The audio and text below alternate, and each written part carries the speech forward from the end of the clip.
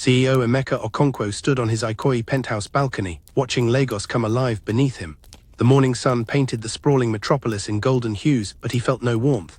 At 52, he commanded boardrooms across West Africa, his empire spanning oil, telecommunications, and real estate. Yet his marriage was a hollow shell, crumbling from years of neglect and misplaced priorities. The sound of designer heels on marble announced his wife's arrival, sharp, calculated, like everything else about Victoria these days. Victoria emerged like a runway model, her silk Hermes kimono flowing behind her like liquid silver. Her makeup was already flawless despite the early hour, applied with the precision of someone who treated beauty as warfare.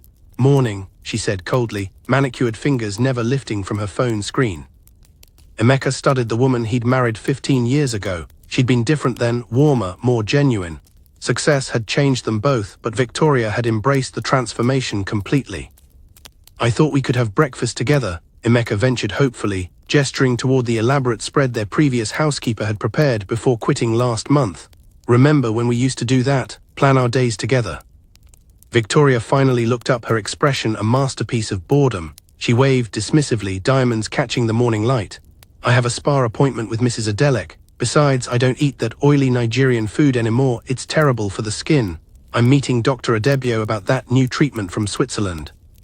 Her tone suggested she was discussing the weather, not dismissing 15 years of shared mornings.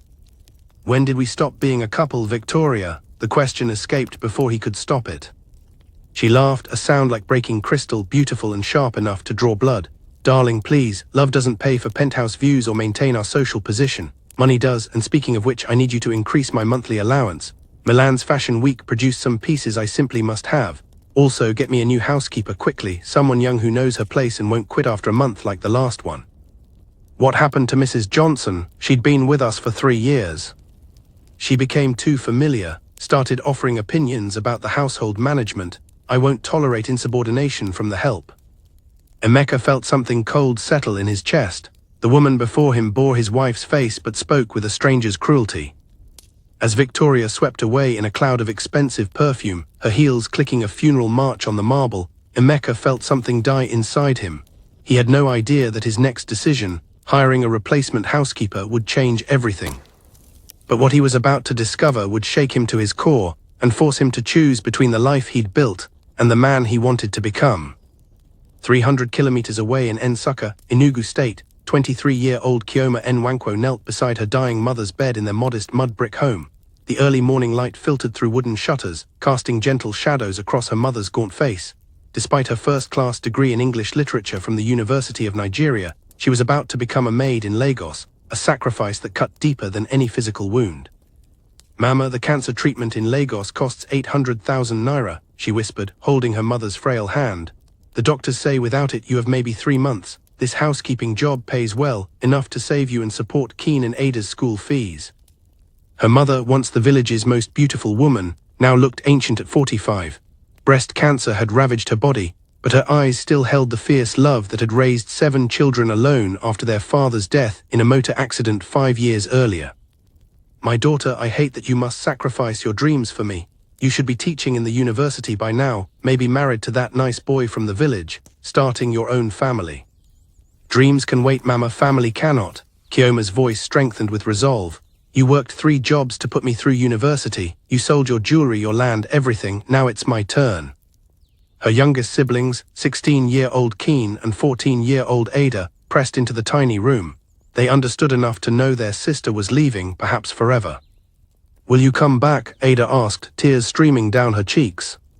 "I promise," Chioma said, though the words felt like stones in her throat. "Once Mama is better and you both finish school, I'll come home." That night, as the night bus carried her toward Lagos, Chioma clutched a small wooden cross carved by the village elder, Papa Ez. He'd pressed it into her hands with a blessing. "Child, remember who you are. No matter what they call you, no matter how they treat you, you carry the strength of your ancestors. Let no one convince you that you are less than worthy of respect."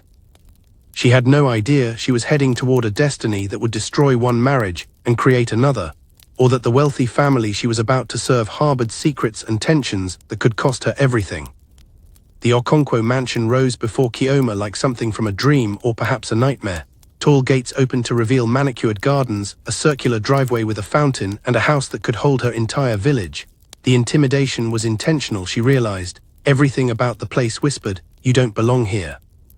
The stern-faced head of staff, Mrs. Ademi, led her through marble hallways lined with expensive art. At 50-something, the woman moved with military precision, her grey uniform pressed to knife edges. "Madam Victoria doesn't tolerate mistakes," she warned as they walked. "The previous girl quit after 1 month, couldn't handle the standards. This isn't village work, everything must be perfect always." They found Victoria in the sitting room, perched on white Italian leather like a queen holding court. She was even more stunning in person, the kind of beauty that had probably opened every door in her youth, but her eyes, when they fell on Kioma, were calculating and cold. Victoria's gaze swept over Kioma like a buyer examining livestock. "So young, and you have a degree." Her laugh held no warmth. "University education for housework, how wonderfully modern." She circled Kioma slowly, studying her from every angle. "Your salary is 30,000 naira monthly, generous for someone with no experience. You'll work 6 days a week, Sundays off after morning duties. You're not to interact with my husband unless absolutely necessary and never without Mrs. Ademi present. Personal conversations are forbidden. Is that clear?" Kioma nodded, her throat tight with the effort of maintaining dignity. "I didn't hear you." "Yes, ma'am, very clear." "Good, now." Before Victoria could continue, the front door opened and footsteps approached. Unlike his wife's sharp heels, these steps were measured, confident but not aggressive. Emeka entered the room and everything shifted. Where Victoria radiated cold authority, his presence brought warmth. He was tall, well-built despite his age, with kind eyes that held intelligence, and Kioma noticed a deep sadness. To everyone's shock, Mrs. Ademi gasped audibly. He extended his hand directly to Kioma. "I'm Emeka Okonkwo, welcome to our home." The simple gesture sent ripples of tension through the room. In Nigerian high society, such familiarity between employer and domestic staff was unthinkable. Victoria's phone clattered to the floor as she stared in disbelief. Kioma hesitated, aware of Victoria's burning gaze, then accepted the handshake. His grip was firm, respectful, the handshake of equals. "Thank you, sir. I'm Kioma Nwankwo. I'm grateful for this opportunity." "Where are you from, Kioma?" His interest seemed genuine. "Nsaka in Enugu State, sir." "Ah, the university town, beautiful area. I studied there briefly before transferring to Lagos. The hills remind me of Ireland, where I did my MBA." Victoria's voice cut through the moment like a machete. "Emeka, darling." Her tone dripped full sweetness while her eyes promised retribution. "You don't need to concern yourself with the staff arrangements. I'm sure you have important business calls to make." Something flickered in Emeka's eyes, disappointment that would soon grow into something far more dangerous. "Of course, Kioma, if you need anything, please don't hesitate to ask. This is your home now too." As he left, Victoria's mask slipped for just a moment, revealing fury that made Kioma's blood run cold. That night, alone in her small quarters behind the main house, Kioma stared at the ceiling. Neither she nor Emeka could sleep, both replaying that moment of unexpected human connection. Neither suspected they had just taken the first step toward a collision that would destroy everything they thought they knew about love, class, and the courage required to follow one's heart. But Victoria was watching, and she had plans that would push them all to the breaking point. Within days, Victoria's treatment of Kioma became a masterclass in psychological warfare. She sent back perfect meals claiming they were inedible, demanded impossible standards for cleaning already spotless rooms, and watched with satisfaction as Kioma endured each calculated humiliation. "This floor still has streaks," Victoria announced one morning, pointing to marble that gleamed like mirror. "Do it again, properly this time." But Emeka began to notice. His return from the office coincided with these performances too often to be coincidental. When Victoria criticized Kioma's flower arrangements, claiming the orchids were common, he quietly complimented their beauty. When she mocked the village girls' cooking as too local, he praised every meal and asked for recipes. "Thank you for making our home beautiful, Kioma," he said one morning, finding her arranging fresh roses in the hallway. "The house feels alive again." From the staircase, Victoria's eyes narrowed dangerously. The breaking point came during Victoria's dinner party, a gathering of Lagos elite designed to showcase wealth and social position. The guest list included politicians' wives, business magnates, and social influencers, all competing to display their superiority. Mrs. Fashola, a sharp-tongued socialite known for her cruel wit, held up a crystal wine glass like evidence in a trial. "This has a spot," she announced loudly, her voice carrying across the dining room. "Really, Victoria, these village girls simply don't understand proper standards. Perhaps you need to import help from abroad like the rest of us." The room erupted in knowing laughter as Kioma stood frozen, the wine bottle heavy in her hands. 20 pairs of eyes studied her with amusement, turning her humiliation into entertainment. "It's genetic, really," Mrs. Adelek added, joining the attack. "They're simply not bred for refinement. It's not their fault. They can't help their limitations." More laughter, each word designed to cut deeper. Then Emeka's voice cut through the mockery like thunder. "I expect guests in my home to treat all members of my household with respect." His tone was deadly quiet, but every word carried the weight of his authority. Anyone who cannot meet these basic standards of human decency should seriously reconsider whether they belong at my table. The silence was deafening. Mrs. Fashola's face turned crimson with outrage and embarrassment. Several guests exchanged nervous glances. Victoria's fork clattered against her plate. Furthermore, Emeka continued, his gaze sweeping the table, "I find that how people treat those they perceive as powerless reveals their true character. And frankly, what I'm seeing tonight disappoints me greatly." The remainder of dinner passed in strained silence. Guests left early, their whispers following them into the Lagos night. Victoria's fury radiated through the mansion like heat from a furnace. She had been publicly challenged, her authority undermined, her social standing damaged. Such humiliation demanded retribution. That night she began planning her revenge. What she would do next would push Emeka past the point of no return and force him to confront truths about his marriage he'd spent years avoiding. Victoria's revenge came on a scorching Lagos afternoon when the sun turned the city into a furnace. She appeared in the courtyard where Kioma was hanging laundry, her face a mask of false sweetness. "Kioma, dear," she said, her voice honey over poison, "I need you to wash my Range Rover, by hand, all of it today." The white SUV sat gleaming in the driveway. It had been detailed professionally just 2 days earlier. "Ma'am, the car appears very clean already." "Are you questioning my judgment?" Victoria's voice turned sharp.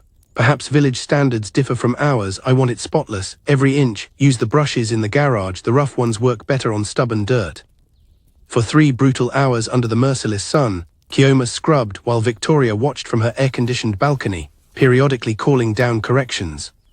"You missed a spot on the roof, start that section over." "The tires aren't clean enough, do them again." "The interior needs attention too, every surface." By the time Emeka's Mercedes pulled into the driveway at 4 p.m., Kioma was barely standing. Her uniform was soaked through with sweat, her hands raw and bleeding from the rough brushes, her lips cracked from dehydration. "How long has she been out here?" His voice was deadly quiet as he took in the scene, the already immaculate car, the brutal sun, the young woman swaying on her feet. "Just a few hours," Victoria called sweetly from above. "She's being paid after all. Honest work never killed anyone." A few hours in 40-degree heat, washing a car that was already clean. Each word dropped like a stone into still water. Emeka's hands clenched into fists. Something fundamental snapped in his eyes, the final thread holding his patience together. "Get inside," he told Kioma gently, steadying her elbow. "Mrs. Ademi, please make sure she has water and a cool place to rest." Then he climbed to the balcony where his wife waited, still smug with victory. Their argument shook the mansion. Neighbors 3 houses away heard Victoria's screams, Emeka's roar of fury, the sound of expensive objects hitting walls. When it ended, Victoria stormed out, her Bentley's tires squealing against asphalt. That evening, Emeka appeared at Kioma's door with soup, electrolyte drinks, and ointment for her hands. In her tiny room, barely larger than his walk-in closet, boundaries blurred as he apologized for his wife's cruelty. "My mother was a maid," he said softly, gently applying medicine to Kioma's torn palms. "She worked for a British family during colonial times. She used to tell me that how we treat people when we don't have to, when there's nothing they can do for us, that tells us who we really are. I'm ashamed it took me this long to remember that lesson." "You don't need to apologize for her actions, sir." "Yes, I do. This is my house. Your safety, your dignity, that's my responsibility, and I failed you today." After he left, both lay awake in their separate rooms, knowing something irreversible had begun.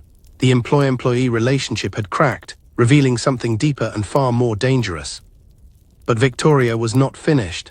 What she would do next would force Emeka to choose between his marriage and his conscience, a choice that would destroy one life to save another. Victoria returned the next morning with calculated vengeance burning in her eyes. She'd spent the night at the 4 Points Hotel, planning her counterattack with military precision. At breakfast, she declared Kioma's perfectly prepared akara and pap completely unacceptable. "This food is not fit for my table," she announced, though she'd eaten identical meals for weeks without complaint. "Since you think it's good enough to serve in my home, you'll eat all of it. Right now, every single portion you prepared." The cruelty was breathtaking. Kioma stood before the dining table where enough food for 6 people waited. Her morning's work turned into an instrument of humiliation. "Victoria, that's enough," Mrs. Ademi began, but Victoria's glare silenced her. "I won't have insubordinate staff questioning my authority. Eat, now." As Kioma mechanically began consuming her own cooking under Victoria's triumphant gaze, Emeka entered from his morning jog. The scene before him, his wife standing like a Roman emperor over a gladiator, the young woman being forced to degrade herself for entertainment, shattered his last restraint. "Stop," he said quietly. Victoria spun toward him, surprised but not alarmed. "Excuse me." "I said stop." Kioma, put down that fork and step away from the table. "Emeka, don't be ridiculous. She needs to learn. She needs to be treated like a human being." 20 years of suppressed fury exploded from his chest. "She needs respect. She needs dignity. She needs to work somewhere she's valued, not constantly degraded by someone who's forgotten what it means to be decent." Victoria's laugh was pure poison. "Oh, I see exactly what's happening here. The poor village girl has gotten under your skin, hasn't she? What's next, Emeka?" Late-night visits to her quarters, private conversations about her feelings. The accusation hung between them like a death sentence. The implication was clear, and in Lagos high society, such rumors could destroy lives. Then Emeka spoke words that would change everything. "Pack your things and get out of my house." "What?" Victoria's composure cracked for the first time. "You heard me. Pack your belongings and leave, today. I'm your wife. We've been married 15 years. You're someone I no longer recognize." His voice carried the finality of a judge pronouncing sentence. "A wife would have built a home with me, not a monument to her own ego. A wife would have loved me enough to grow with me, not turn into someone I can't stand to look at. A wife would," he paused, seeing clearly for the first time in years, "a wife would love me enough to be someone I could still love back." Victoria's carefully constructed mask finally cracked completely. "You think you can throw me away for her, for a village girl with calloused hands and no connections?" Her voice rose to a shriek. "I'll take everything, Emeka, the house, the businesses, the money, your precious reputation. When I'm finished, you'll have nothing, and no one will ever accept her as your equal. She'll always be the maid who broke up your marriage." "Take it all," Emeka said calmly. "Money can be earned again. Self-respect once sold is much harder to recover." As Victoria's Bentley roared away forever, taking her fury and threats with it, Emeka and Kioma stood at the edge of a precipice. The old world had ended, the new one was uncertain and dangerous. But their troubles were just beginning. Victoria's parting threat would soon unleash consequences neither could imagine, consequences that would test whether love could truly survive when society itself declared war on it. With Victoria gone, the mansion breathed easier, like a patient finally free from fever. The staff moved with less tension, meals became celebrations rather than ordeals, and laughter returned to rooms that had been silent for too long. But Emeka and Kioma found themselves in increasingly dangerous territory. Their conversations, once limited to household matters, began extending into evenings on the garden terrace where she tended flowers that bloomed under her care. "Tell me about your family," he said one evening, watching her hands work the soil with practiced gentleness. She spoke of her mother's courage, her siblings' dreams, the village that had raised her with love despite poverty. He shared memories of his own humble beginning, his mother's sacrifices, his father's death when he was 19, the hunger that had driven him to build his empire. "Perhaps I should find other employment," Kioma said one evening, as the reality of their situation became undeniable. "People are already talking." Mrs. Ademi mentioned that Victoria's friends are spreading rumors. "Do you want to leave?" he asked, and she could see her answer mattered more than propriety or social expectations. "I need this job for my mother's treatment, but I don't want to cause more problems for you." "The only problem I have," he said carefully, "is the thought of you leaving." Their eyes met across the gulf of wealth, education, and social position. The admission hung between them, heavy with possibility and peril. 3 months passed. Kioma's mother began responding to treatment. Her siblings sent letters full of gratitude and love. The garden bloomed magnificently under her care, and the house became a home in ways it never had during Victoria's reign. One evening, as they sat among the roses she'd coaxed to extraordinary beauty, Emeka's hand found hers. "Kioma," he began, his voice trembling slightly, "you've healed this house. You've healed me. You've shown me what it means to build something beautiful rather than just accumulate impressive things." Her breath caught as he produced a small velvet box. "I know this is impossible by society's standards. I know people will say terrible things about both of us.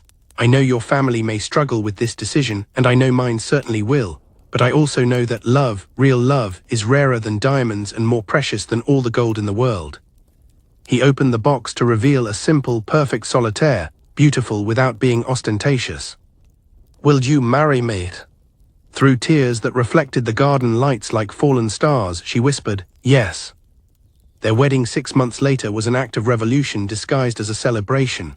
Held in the garden she'd transformed, it was intimate, elegant, and defiant. Her mother, now cancer-free, wept with joy. Her siblings served as attendants, their faces glowing with pride. His business partners and true friends attended, while society photographers were deliberately excluded. As they danced to soft jazz under string lights, a billionaire CEO and his former maid united by love that transcended every boundary society had built between them. They felt invincible. But on their wedding night, as they celebrated their impossible love story, neither knew about the document Victoria's lawyer had filed that very morning, a document that would bring their fairy tale crashing down in the most devastating way possible. The war for their happiness was just beginning. 6 months later, the legal battles were brutal but ultimately unsuccessful. Victoria's attempts to claim Emeka's assets failed when prenuptial agreements proved ironclad. Her social campaign to destroy their reputation only served to reveal her own cruelty, costing her more friends than it gained her allies. Emeka and Kioma faced society's judgment with dignity, their love growing stronger under pressure rather than cracking. Her education and intelligence, combined with his mentorship, helped her navigate their new world while never forgetting her roots. Today, as she addresses a conference on women's empowerment, no one sees a former maid. They see Dr. Kioma Okonkwo, philanthropist, businesswoman, and proof that love can indeed conquer all, if you're brave enough to fight for it. What would you have done in Emeka's position? Can love truly conquer all, or are some social boundaries too dangerous to cross? We hope you enjoyed this story. Share your thoughts and tell us what lesson you have learned in the comments. We'd love to hear from you, and guess what? Another powerful story is coming in just a few days, so make sure you subscribe and turn on your notification bell. Don't forget to like and share this video with your family and friends. Thank you for watching.